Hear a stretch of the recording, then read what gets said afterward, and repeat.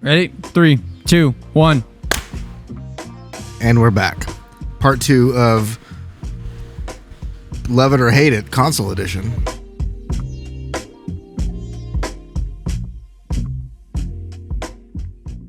That's not the name, but carry on. No, I don't know. We didn't have a name. Nothing has a name. Just talk about the consoles, please. We're spitballing. Okay, we got to, in the last episode, we finished at Yamaha CL5. Yeah, and the next one that ChatGPT gave us was 225, right? Is 225, so let's talk about this. Which has been around for like 2 or 3 years now? Something like that.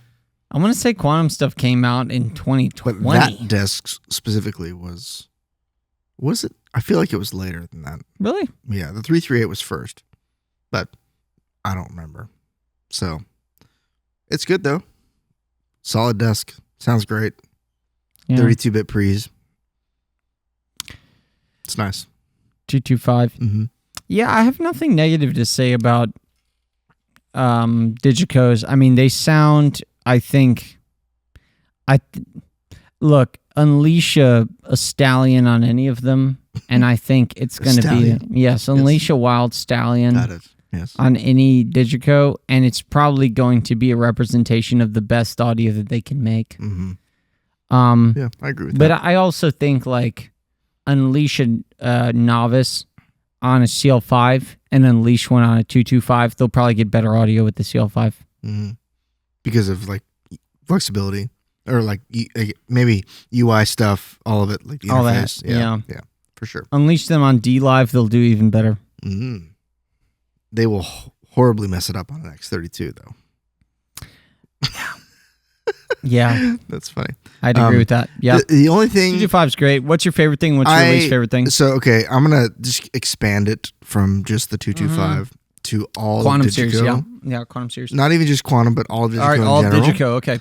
So, I think Digico did something really cool about 7 or 8 years ago. They did... What was it? Invested more in their preamps. Yeah. So the first version of their preamps did not sound good at all.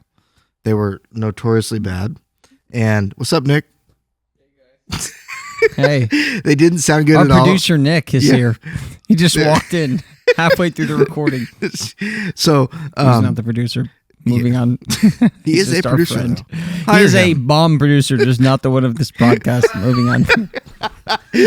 Nope, we're not cutting. Carry on. Hey guys. Anyway, so those first gen pre's were notoriously bad. Yeah. They weren't good at all, and they kind of like leaned into the British style preamp. But what they did was they expanded the conversion bit depth. So they allowed you, instead of 24 bits, which is pretty standard, 24-bit, and then like people would change the sample rate to go up to 96K or whatever. Mm-hmm. They expanded the bit depth, which is the effectively the dynamic range, right? That the audio can convert, right? Yeah. Or the converter can convert, right? The computer can convert, right? The digital side can consume. Yeah. So 16 bits, which is like CD quality, 44.1 16-bit is 100, I think, or no, it's 96 decibels of dynamic range. Mm-hmm. 24-bit is 144, 32-bit is 192, I believe. You're close with those numbers. I could be wrong. You're close. I could be wrong. We're not nerds. I haven't actually done the research. This is all hearsay. Mm-hmm. But I don't think it's wrong. And anyway, so what they did was they invested in that conversion. So you can actually drive the preamps harder and not run into digital clipping. Because it's not like... Exactly. Yeah, and just for everyone thinking about that, it's like the difference between 7, 8, 9, and 10, there's actually more like finite steps between those, just fine steps that you can actually hit. You're not just from 7 into 8, from 8 into 9. I just was reminded of Spinal Tap. Yeah, precisely. This one goes to 11. Exactly. If anyone gets that. Gen Z has never seen that movie. They've never seen that. Doing That's probably most of our listeners. Anyway. But yeah, there's just more steps in between. There's a lot more detailed steps in between. Yeah. Mm-hmm. Anything else about Digico? I mean, that was the largest increase in quality for them. Yeah. And it was really good. Obviously, the processing is great. The Quantum, the mustard processing on those consoles, the nodal EQs on Quantum. which for those of you who don't know, you can have a customized EQ for a channel for every, it's different for, you can have it different for every bus that it's going to. So like kick can be different for the drummer and different for the bass player, different for the guitar player. It can be EQ'd differently for each one per aux on each channel. You have to turn it on, so it's not like default by default turned on. But you can revolutionary concept. Absolutely. So like for vocals, for example, all of the other vocalists can be darker in your mix, and you can take all that 10K bright, you know. So because everyone takes the time to set that up too. Yes. Well, I mean, I'm joking, but there are people that do. No, yeah, it's Braxton. On tour. Braxton, of course, every detail he does. No, but amazing. on tour, when you're doing the same show every night, this stuff matters. Yes, absolutely, and like that sort of detail and just the aux flexibility, all that stuff. So it sounds great. It's very, very good. It's like Mustard is by far the best onboard console processing on the market by far. Yeah, like not even a question. So. And then they have like the Spice Rack stuff that's built in. You can like it's like multi-band compression and some dynamic EQs and things that are all built in that are really flexible. They sound awesome. If the negative is firmware, they all need to be the same. Yeah. Because if they're not, you'll have events like we did last year and that don't have sound. That the front house console was great, but then the monitor console was like having a conniption fit in the middle of the worship set. It had an aneurysm. So bad. The monitor guy was like making changes and nothing was changing for anything because the fader bank, the center fader bank on the 338 was we talked about this actually in another episode. Yeah. The live one was different. The firmware on that center bank of faders was different than all the others. And it just caused the console to have horrible breakdown. Conniptions. And the band was like, what is happening? But, you know, you push through. Thankfully, they're all nice, other than Nick. I'm joking, Nick. I love you. You're the nicest one, Nick. So, I was, when it comes to Digico, it actually encourages me a lot, Digico, like as a business. Yeah. Because what it reminds me is that like if you do things the right way and like you take the narrow road and actually like make things good quality, ultimately you'll win. Yep, for sure. You know? Yep, I agree. And like I think that's what they did. Like the quality of the pre's is better. The quality of the despite like the talent piece of like their perception, their like intuition of what user interface really needed to be, because I don't think the user interface is anything to like write home about. I don't think it is, personally. I think it is, but it's fine. You think so? Yeah. I think it's incredibly simple. It's good enough, for sure. For sure. It's all like... It's not bad. If the touch screens fail, which they have been known to do, then it's horrible. But I'm saying like the user interface, the layout and all that stuff. I don't mind. I think it's like I don't think it's on the level that like Yamaha, like the X32 where like you have to actually learn what everything's doing. I think that if you're on a Digico, you have a basic understanding of signal flow.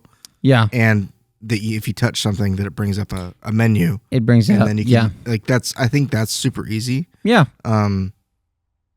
Not to disagree. No. I don't hear you disagreeing. Yeah. I don't think it was like revolutionary anyway.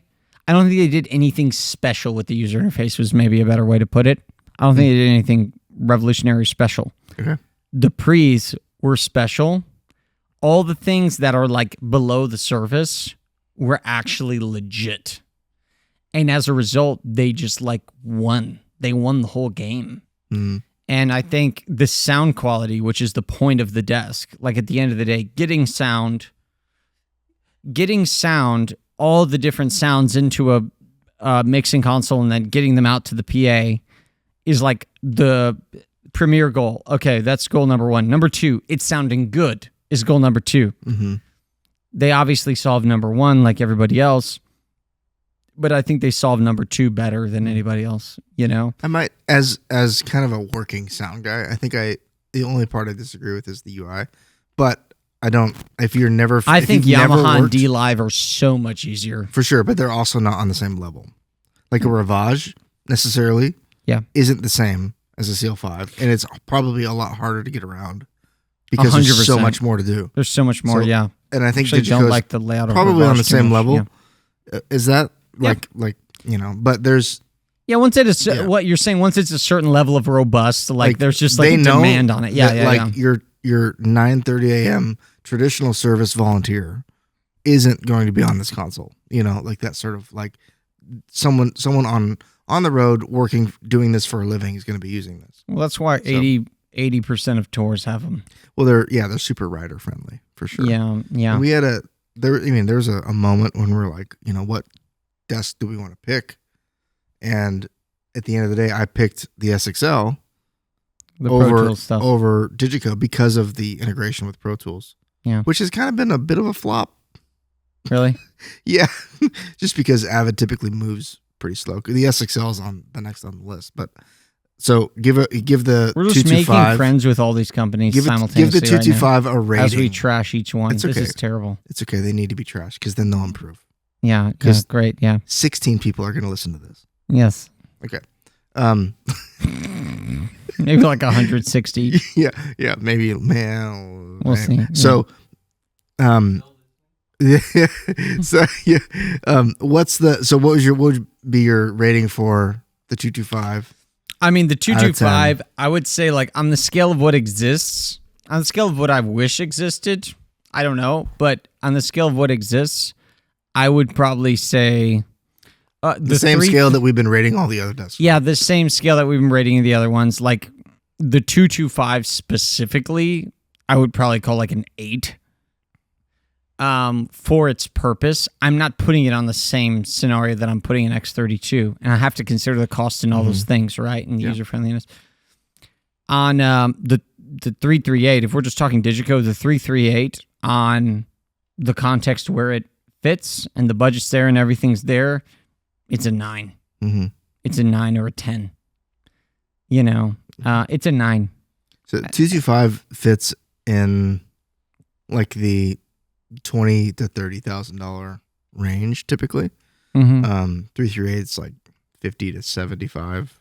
You're just talking about the price of the price Surface right point. now, but yes. Yeah, but like, and so I think that the context use is different, obviously. Yeah. But for the flexibility that someone who's super familiar with Digico, Mm-hmm. I think I am, I would probably give it a 9 or a 10. Yeah. The form factor is brilliant. I think it's small, Yeah. portable. It's not an X32 small, but also it's giving me a different level of output. Like it's an It's not an volume, entirely different but level like of output. a different yeah. quality, different ball game Yeah. completely. And if I could take it on tour, I would. A 225. Mm-hmm. Absolutely. Yeah. I'd pick that over LV1 just because the LV1 is Well, like you need amazing. to relax a second, but carry on. I would pick it over LV1 because I like faders, right? Yeah.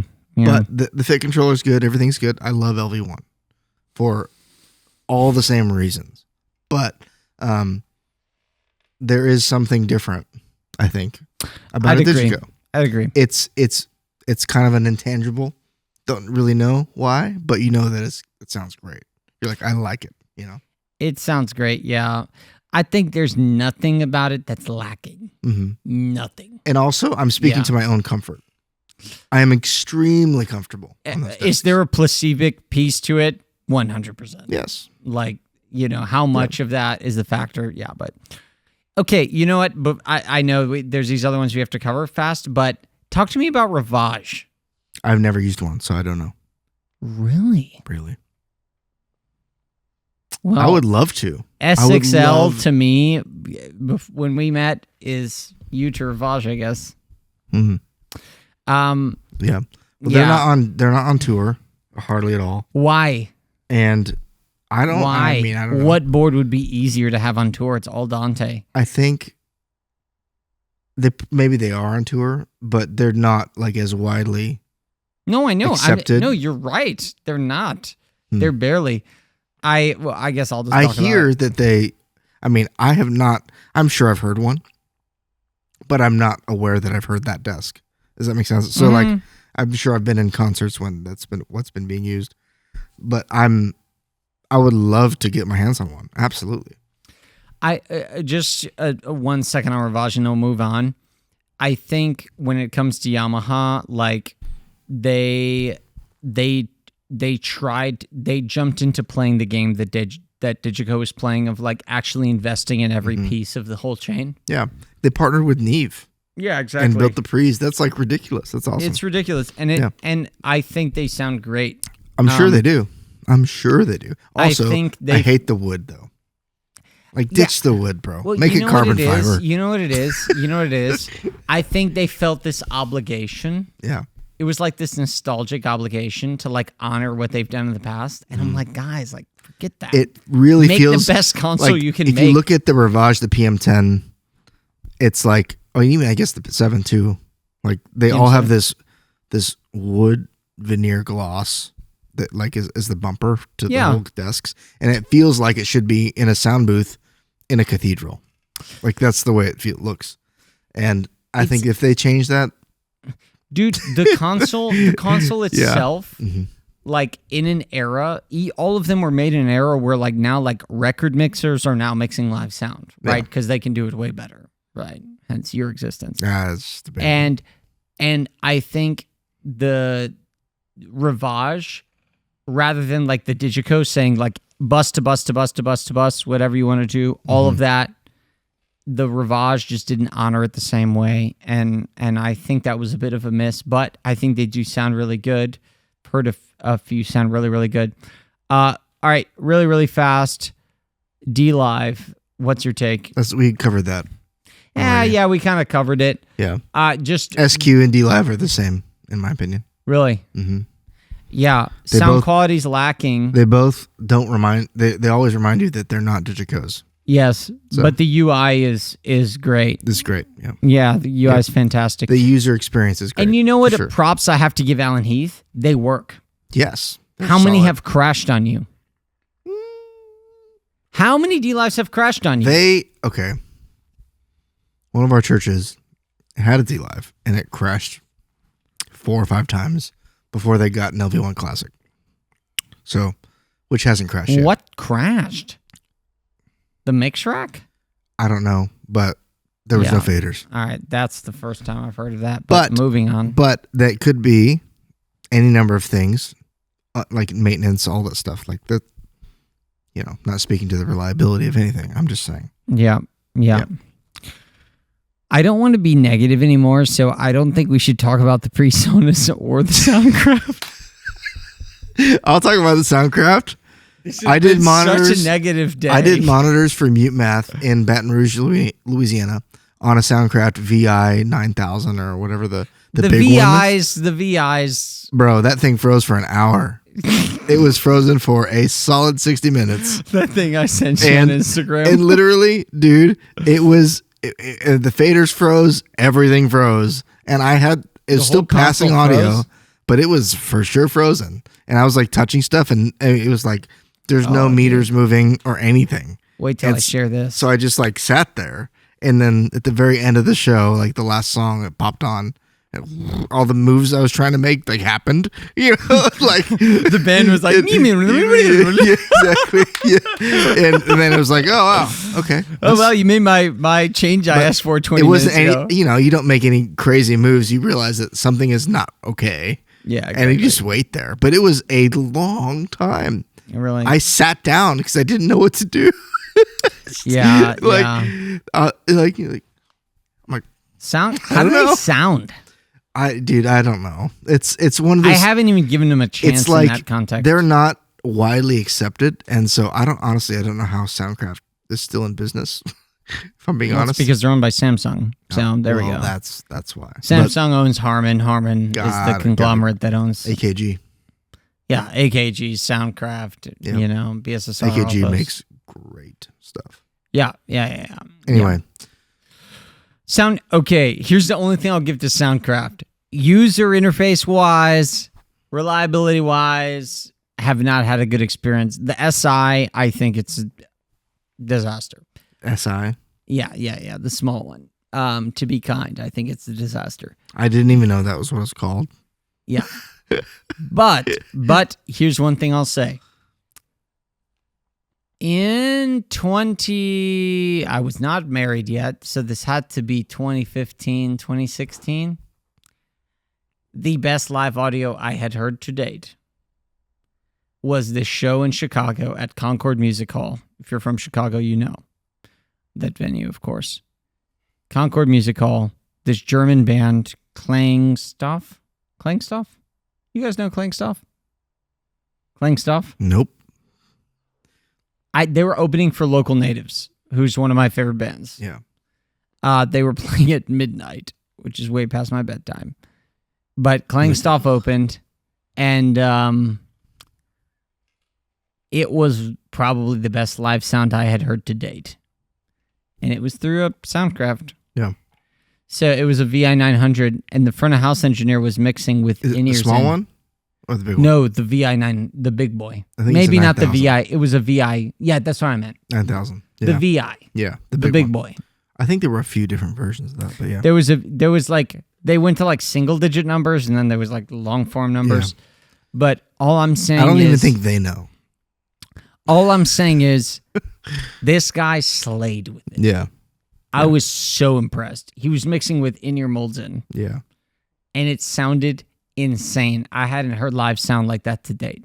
He's wise. He was very wise. Whoever this dude was mixing for Klangstoff, if for some reason in 2015 you were mixing for Klangstoff, you're the guy. If that's you're even him. if that's even the band name. Klangstoff is definitely the name, or it's something close. That German band. Yeah. You're him. So I just want to let you know that. That just proves that you can do. Yeah. I mean, like all of these the consoles. sound quality, I think, is there. I'm saying. Yeah. I think the sound quality is there. Got it. I think it's everything else with the Soundcraft. Mm-hmm. But reliability. Yeah. Are there all any that. consoles we've missed? SXL. Avid SXL. Yeah. Let's just cover that quick. Yeah. I have a very mainly hate relationship with the SXL. Share your hate. I'm joking. It's Talk just about the love first, please. like I think okay. It does sound good. It's ultra hi-fi. So we have one. We've had it for 3 years. When he says we, he's talking about an upper room. But yes. Yeah, moving on. We bought that, and I made the decision to buy that console instead of a Digico because of it's Avid. So they make Pro Tools. How do you feel about that decision today? Horrible. I think that it's played out. Well, Avid, okay.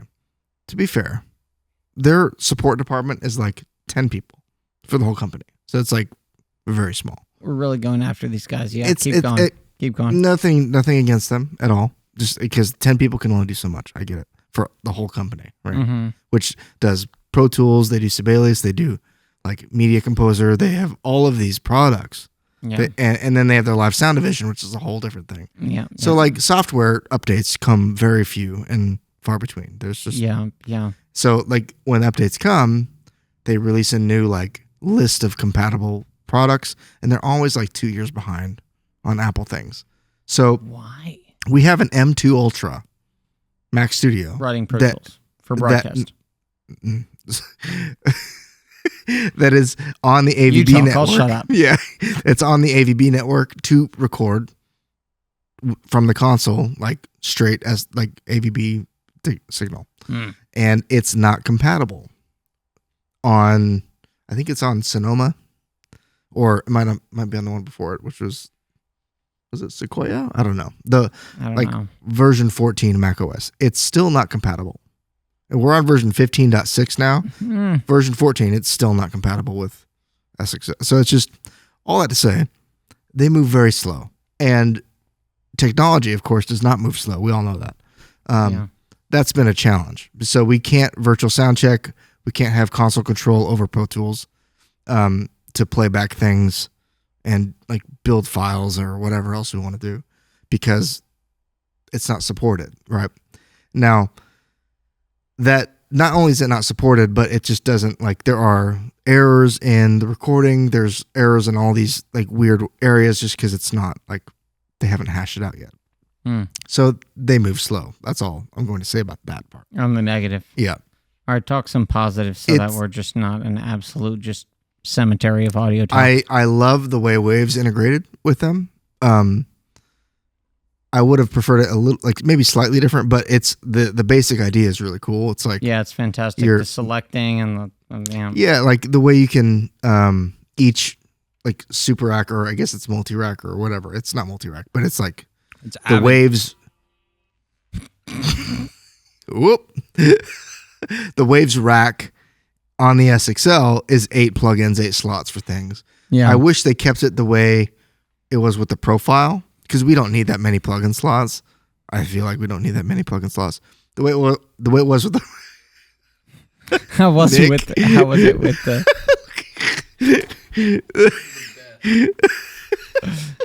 yeah, just show everybody where it's. I want to give a good shout out to Behringer and say thank you. Thank you so much. Thank you. Thank you, Nick, for doing that. Yeah. I know why. Anyway, so all that to say, we don't need that many plugin slots. It's a lot, and it creates the Waves card on the AVB network, like it's not all fully there. Like they say it works, but we've had so many problems with it. I've talked to our integrator. I'm like, guys, can we just get a RIVAGE? Like, can we sell this thing and get a RIVAGE? Something that's like will work. That we know will work. That's not like a real thing. It's kind of like in my emotional, like just frustration in the situation. It's a real thing, but carry on. But that's so. And AVB is like, I feel like everyone will say that it's not true, but I feel like it is true, that it's more fragile than like it's a Dante. Entirely fragile. And Dante or SoundGrid, right? Because if there's like packet errors, like everything stops, like nothing passes, like it kind of like shuts down. So we've had issues like that, and we recently got a whole new engine, which was cool. But we had to replace the whole engine because they didn't know what was wrong. Yeah. So, and that's just speaking to the larger problem, which might be the support issue. And so, Avid, we love you. I love Pro Tools. I'm a regular user. More than regular. But hire like 10 more hourly support user. people. Yeah. Yeah. like 10 more. Just double the support team size. That'd be great. Yeah. Yeah, we shouldn't know all their names. Yeah, it's true. Yamaha tech support, I knew both guys' names. Both guys? There was 2 guys, yeah. I knew them very well. Interesting. I'm not going to say their names on here, but I know who they are, and I know one of them still works there. Which is amazing. That's funny. Yeah, no. Okay, so my experience with the SXL has been limited. But I think it's kind of cool because I've come from all the other ones and just come in hot at SXL when I've mixed it up room really in a couple other random contexts that I've been in. I think if the goal was to make it feel... I feel like the console says you're trying to mix records live through the PA. Mm-hmm. That's what the console says. And I think it accomplishes that. The bus-to-bus routing, all of that, the automation, you know what I'm saying? All that stuff you can do. I think it allows you, if I was on a tour that wasn't going anywhere, so everyone was coming to me. Yeah, right. The SXL is the best console. Yeah. I think it's the best console if it's not moving. If it's not moving, don't turn it off. Yeah, just don't turn it off. Yeah, it's probably the best console. But as far as the so user interface, all that I think is killer. The only negative things that I would say about it is I feel like for me as someone that uses all these other consoles, I'm generally looking for something that I can reach and touch and change. And with the SXL, it is easy to be multiple touches away. Yeah. It's easy to be in that space. It's you easy. can tell that, like, okay, contrast. The Quantum 7 or a Quantum 5, you can tell all of Digico's R&D money went to those desks. Dude, They are totally. incredibly stable, and they're just easy to use. They're like big tap buttons, like boom, doom. Brandon, you know how many 225s are on tour? And I'm sure, None. but It's the SXL sevens. was designed by engineers Yeah. who might not be mixing all the time. And what I mean by that is like the mute button is exactly the same size and in nearly the same location as the solo button. Yeah. Yeah, it's just begging it's for like, silly mistakes. Yeah. You know, you got to be super It's designed by precise. engineers. Yeah. It's a very precise desk. It's made to be snapshotted out. Yeah. The console's made for that, and it can do it. You know what it I can love, do it at bro? the highest level. Yeah. I love watching that guy, Robert Scoville. Oh yeah, He mixes Kenny Chesney. He's like the Avid like guy. He's the guy. He mixes Tom Petty and Kenny Chesney and all them. Yeah.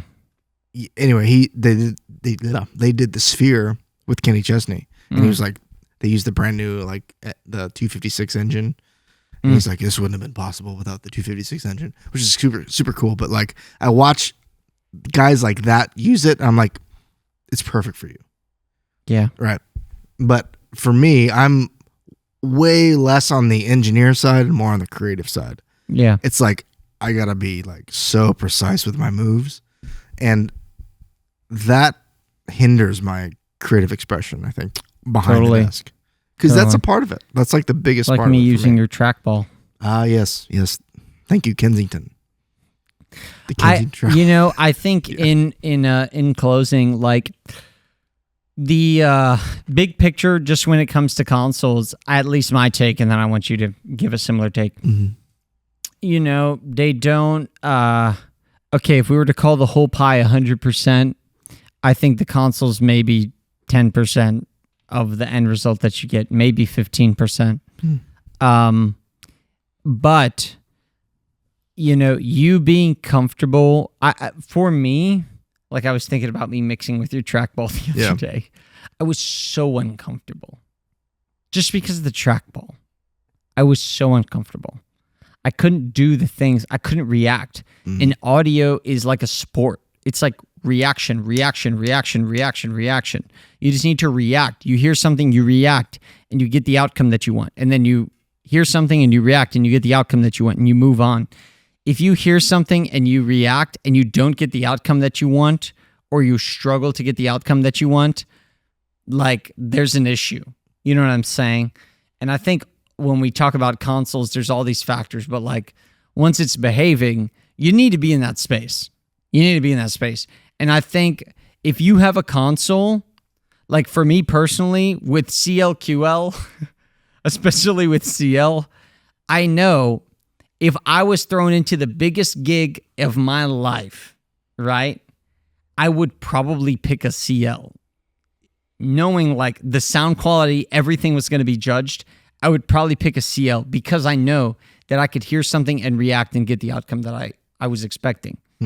And I think when it comes to consoles, like for you deciding, making sure it's actually now I would probably pick LV1, but LV1 Classic, maybe. I don't know if they crash yet because they haven't been out long enough. But, you know, in general, I think that's the most important thing, at least to me. Yeah. I think that's true. Second nature is what you're talking about. Yeah. What you're most familiar with. Yeah. And yeah, if I like Desert Island console, Quantum 7. Yes. Yeah. I remember we did that thing at Gateway. It was so fun. I know that it didn't even like blow my socks off how good it sounded. It was not even about that at all. It sounded good. I feel like it was okay. It's all right. But like the layout and the functionality and everything like was so much fun. I think what you got fun. proportionate to what was usually going on and to what the room was accustomed to was consequential. Well, it was the experience on the desk was so much fun because it's like the same things you're used to, like at least you know, like the Digico layout and everything else. But I really loved just having a huge desk with buttons and mini faders with all the things, and you can like see everything. So there's like both real estate and functionality. Yeah. That can be flexible to do what the needs are for the moment. And that was cool because and it was completely stable, of course, but like I'm traumatized of late with instability. So that's a Yeah, factor but you're in thinking my about mind. scale. Yeah, and it was fun. Like I just hadn't had fun like that in a long time. On a console, Like yeah. 338's great. It is great. But you can tell Digico's money didn't go to that console. No. It went to their flagship console. They right? took the flagship and they scaled it down, and then they Mm-hmm. just pasted it on that, and then they scaled it down further and they pasted it there. On 225, yeah. And that's cool, but also like every company does this to an extent, right? Of course. And one thing I will say about the SXL is that like all of them are the same. It's just the channel count that's limited. So Yeah. they all operate exactly the same. There's no like additional function. Mm-hmm. And I think the same is true for some quantum stuff, but like they all have the same known issues. And so like they're easy to troubleshoot a lot of the time, like if something's not working. Mm-hmm. Unless it's not, I don't know. But for the most part, I think it is. And all of these companies are doing their best to make like live sound a pleasant experience for the user. So that's something I can appreciate because I do like the way all of them sound. They all are different. I can appreciate the differences, right? Yeah. If I'm going to give the SXL a rating, I probably say it's like an 8, I think. An 8 out of 10. After the last 4 months, I'm giving it an 8 for sure. Yeah. I think It was a 9 before that. at its best, for sure a 9, I think. Yeah. But the Quantum 7 for me was a 10 It's an 11. because of my experience on it. So like that's less to do with the objective like qualities of the desk and more about what I found to be usable about it. Does that make sense? Yeah, 100%. 100%. And I think it's consequential coming from you, like as a record mixer, because you're thinking in those terms. Well, like in the SXL doesn't do all the things that Pro Tools does, right? So Of course, yeah. the auxes, I think now you can in version 8, there's some software updates that you can do some bus to bus things, but your groups and your routing is limited. Yeah. And so there is a limit to those things, but in Pro Tools, Of course, it's unlimited. The thing would set SXL apart, and I've been saying this for probably 5 years. Brandon's been saying this. If Avid partnered with API and partnered with Neve and partnered with to make preamp cards for their Stage 64 rack, that would blow everyone's mind. And if they opened up the infrastructure to accept VST3 plugins on the desk, dude, like it would be over. it would be the game over. Yeah, no why one can didn't do they that. fully commit to it just being Pro Tools on a desk? I think, well, You know why I think, but carry on. regarding the preamp stuff, Euphonics kind of has that, like they're owned by Avid, so it's like that's the Euphonics preamps. Yeah. And they're good, but like put an API, like a 3124 style, like an API 212 or 512, like that preamp in an 8 slot rack on an SXL, that'd be like, okay, I'm putting all my drums through that, or I'm putting all my guitars through that. That'd be sick. Yeah. That's sort of like, okay, that's cool. Yeah. Because that's what, as someone who does live sound, who does records, and like, I use that stuff. Like I know what to get from it, right? Or you partnered with Neve, because I know they did the thing with Yamaha. Yeah. Like the RIVAGE is all Neve pre's and the Silk thing, but like that's not an exclusive contract. I'm sure they could figure something out, right? If they wanted to. So of course. That's in my mind, that'd be cool, right? Yeah. But the VST3 thing, that's just a software update. Yeah. I mean, I think in general, like these companies, for them to ultimately like go to the next level, and obviously like AI is about to change all of this, right? We know it's about to change all of it. What year, what month, what day it happens? TBD, right? By TBD. Yeah. But I think in general, I think the idea of companies fully committing to what they're doing is crucial, and when it comes to the sound quality, we have not had a company like fully, other than Digico, we have not had a company like fully go all in for the sound quality. And I think, to your point about Avid, if they had fully gone in for the sound quality, made it fully Pro Tools live, which was the point, they would have accomplished the full product market fit. You know what I mean? Well, going 96K is great, but I would much prefer 48 and 32-bit. Imagine if you took your Pro Tools session mixing up Room's record and just loaded on the console. I mean, that'd be scary. Yeah, so that's what the market wants. Too much compression. Yeah, it's too much compression. But my point is, is like snare hit. Boom, there it is. My point is later. Like, here's the thing. Latency. Here's the thing. Okay, I'm Tom. I watch a bunch of F1. I want a supercar because I watch F1. Yeah. Right? Yeah. What car do I want? I want a car that can give me the closest thing to F1 possible. Yeah. Because when I think of a supercar, this is my context for it. You're thinking Aston Martin right now. Yes, exactly. Of course I am. Obviously. That didn't need to be said. No, it's true. It did need to be said. It's true. It's fine. But the point is, when it comes to the consoles, it's like, what does everyone actually want to do? Like, practically, what are we going to do? Like, forget the technology, forget all that stuff. What we want to do is we want it to sound like the record in the PA. If you're getting an SXL, it's because you want it to sound like the record in the PA. Well, then just give them everything. Yeah. Why stop? You know what I mean? Yeah. And I think that's where SXL missed a little bit. But overall, I can answer that. Yeah, please. The reason that they missed is because they relied on HDX processing. Yeah. So when the HDX card came out in like 2012, like it's AAX infrastructure. Yep. And the card does the processing for all the like no latency real time processing, right? For all the plugins. Yep. So they don't have like a CPU that's dedicated to. It's not like a Wave SoundGrid server. Or no. I mean, it is effectively, but only for like certain supported plugins. Yep. So if maybe the impetus is on manufacturers of plugins to make AX supported stuff for SXL for live use. Yeah. Well, yeah. But I think Avid does need to make it easier for that like goalpost to be met. I think Avid had the ball teed up for them. Mm-hmm. You know what I mean? Mm-hmm. I think they had it teed up for them, and they did like 70% of what needed to be done. Personally, you know what I mean? It's like when you only hit 70% of the notes on Guitar Hero. Yeah. They got drafted in the first round, and they just hit like 280 instead of 325. You know, but anyway, yeah.